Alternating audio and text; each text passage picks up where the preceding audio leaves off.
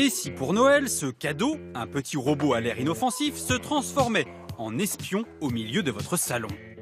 J'ai des informations sur toi. Vous n'y croyez pas?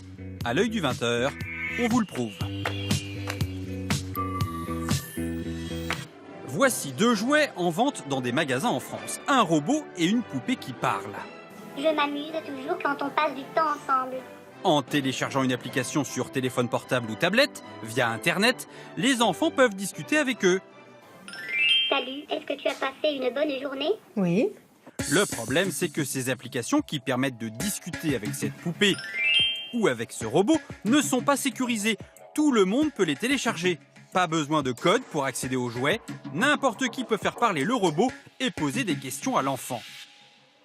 Nous avons fait le test. À distance, derrière une porte, à plusieurs mètres, nous prenons le contrôle du robot.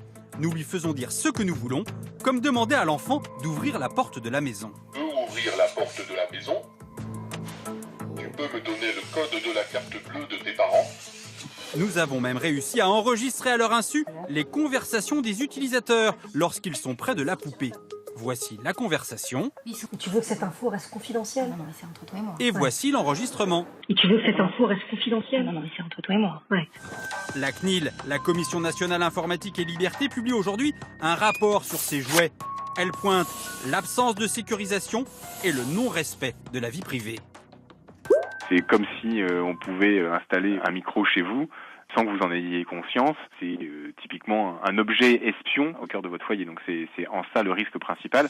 La CNIL constate aussi que l'entreprise qui commercialise ces jouets collecte et traite, sans informer l'utilisateur, des données personnelles sur les enfants. Leur voix, leur conversation, mais aussi au moment où ils remplissent ce formulaire, leur glace préférée, le nom de leur école et même le lieu où ils habitent.